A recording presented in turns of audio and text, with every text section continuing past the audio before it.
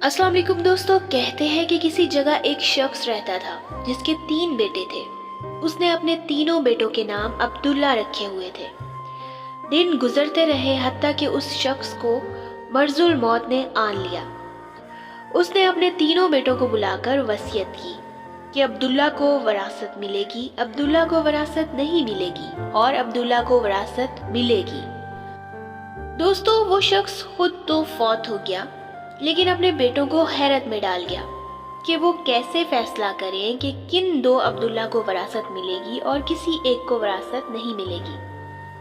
तीनों भाइयों ने फैसला किया कि शहर जाकर काजी से अपना मसला बयान करते हैं और उनसे कोई हल मांगते हैं। तीनों भाई शहर के लिए रवाना हुए। रास्ते में उन्होंने एक ऐसे आदमी को देखा जो अपनी किसी गुमशुदा चीज को तलाश कर रहा था। उन भाइयों के पूछने पर उसने बताया कि उसकी एक ऊंटनी गुम हो गई है जिसे वो तलाश करता फिर रहा है।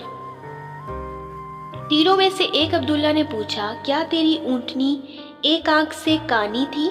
उस आदमी ने कहा, हाँ ऐसा ही था। दूसरे अब्दुल्ला ने पूछा, क्या तेरी ऊंटनी एक टांग से लंगड़ी थी? उस आदमी ने जल्दी से कहा, बिल्कुल सही, मेरी ऊंटनी वाकई ही एक टांग से लंगड़ी थी। तीसरे अब्दुल्ला ने ऊंटनी के मालिक से पूछा, क्या तेरी ऊंटनी की दुम कटी हुई थी? तो उसने खुशी से कहा, बिल्कुल ठीक, बस अब जल्दी से बता दो मेरी ऊंटनी कहाँ है। तीनों अब्दुल्ला ने मिलकर जवाब दिया, बाखुदा हमें आपकी ऊंटनी का बिल्कुल इल्म नहीं, हमने उसे नहीं देखा। ऊंटनी का मालिक उनकी ये बात सुनकर गुस्से से पागल हो गया। उसने फैसला किया कि इन तीनों को खींचकर काजी के पास ले जाएगा। उसे पूरा यकीन था कि उसकी ऊंटनी को ये तीनों ज़िबाह करके खा चुके हैं और अब अपने जुर्म को छुपाने के लिए झूठ बोल रहे हैं। ऊंटनी वाले ने जब तीनों को अपना इरादा बताया तो उन्होंने कहा, हमें कोई एतराज नहीं, क्योंकि हम खुद भी काजी के पास जा रहे हैं। जब ये चारों लोग काजी के पास पहुंचे तो ऊंटनी वाले आदमी ने काजी से अपना किस्सा बयान किया। तो काजी ने उन तीनों से कहा, जिस तरह तुम तीनों ने ऊंटनी की निशानियां बताई हैं, उसका एक ही नतीजा निकलता है कि ऊंटनी तुम तीनों के पास है।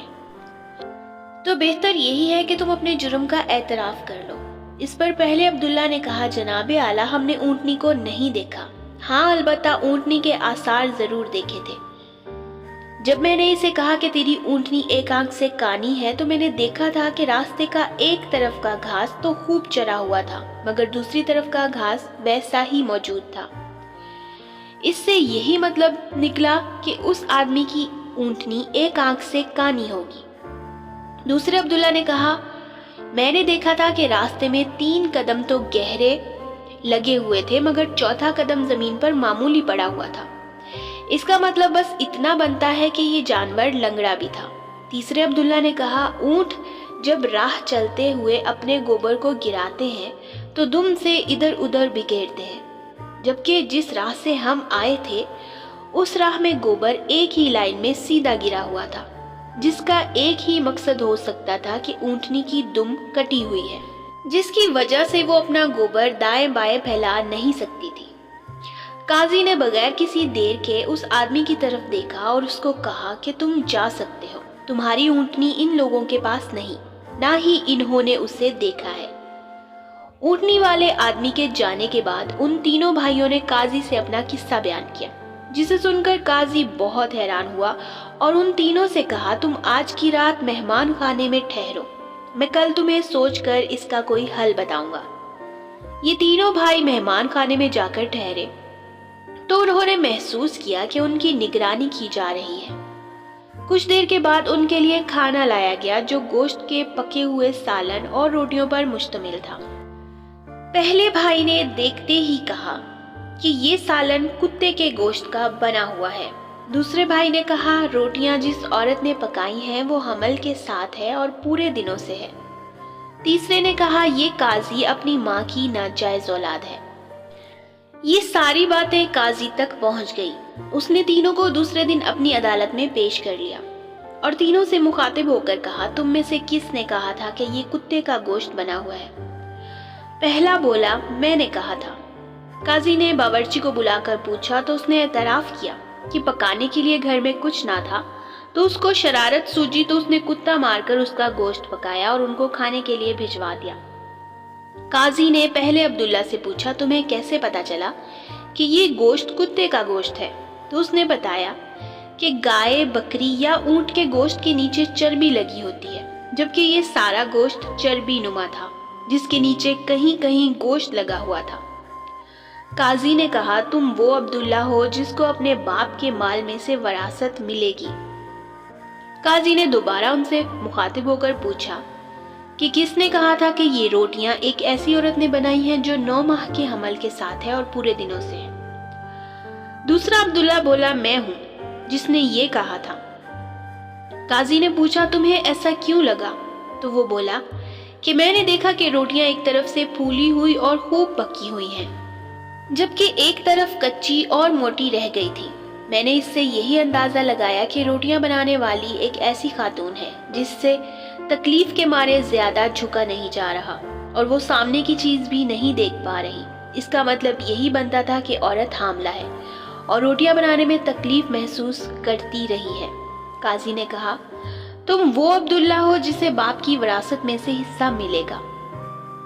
پھر قاضی تینوں سے مخاطب ہو کر بولا کس نے کہا تھا میں ناجائز اولاد ہوں؟ تیسرے نے کہا یہ میں نے کہا تھا۔ قاضی اٹھ کر اندر گیا اور اپنی ماں سے پوچھا کہ کیا یہ بات سچ ہے کہ وہ اپنی ماں کی ایک ناجائز اولاد ہے؟ تو اس کی ماں نے کہا یہ سچ ہے کہ تم میری ایک ناجائز اولاد ہو۔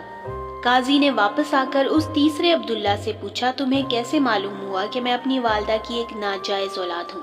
اس نے کہا اگر تم حلالی ہوتے تو مہمان خانے میں ہم پر نگران مقرر نہ کرتے اور نہ ہی کتے کا گوشت پکوا کر ہمیں کھلاتے اور نہ ہی کچی روٹیاں کسی مظلوم عورت سے بنوا کر ہمیں کھلواتے۔ قاضی نے اسے مخاطب ہو کرتے ہوئے کہا تم وہ عبداللہ ہو جسے اس کے باپ کے مال میں سے ورثہ نہیں ملے گا۔ تیسرے عبداللہ نے حیرت سے قاضی کو دیکھا اور پوچھا مگر ایسا کیوں؟ تو قاضی نے کہا ایک ناجائز اولاد ہی دوسرے والد الحرام کو ٹھیک ٹھیک پہچان سکتی ہے اور تم بھی میری طرح ایک ناجائز اولاد ہو۔ وراثت پانے والے دونوں عبداللہ بھائی اپنی ماں کی طرف لوٹے اور دریافت کیا کہ ہمارے تیسرے بھائی کا کیا ماجرا ہے۔ ان کی ماں نے کہا تمہارا باپ ایک بار صبح کی نماز پڑھنے مسجد گیا تو اسے دروازے پر یہ بچہ ملا۔ تمہارا باپ اسے گھر لایا اور اس کا نام بھی تم دونوں جیسا عبداللہ رکھا اور اس کی پرورش کی۔ جی تو دوستو ایسی ہوتی ہیں عربوں کی حکایات جن میں حکمت کے درس چھپے ہوتے ہیں۔ یہ مضمون عربی سے لے کر آپ کے لیے ترجمہ کیا گیا ہے۔ امید کرتی ہوں کہ آج کی ویڈیو بھی آپ کے لیے کافی سبق آموز رہی ہوگی۔ جی تو دوستو اس طرح کی اور انفارمیٹیو ویڈیوز ان فیوچر میں دیکھنے کے لیے میرے چینل زرین سٹوریز کو سبسکرائب ضرور کر لیں تاکہ ہمارا رابطہ بنا رہے۔ جزاک اللہ۔ اس کے ساتھ ہی اپنی بہن کو دیں اب اجازت، اپنا رکھیے گا بہت سارا خیال۔ زندگی رہی تو دوبارہ حاضر ہوں گے ایک نئی ویڈیو کے ساتھ، تب تک کے لیے فی امان اللہ۔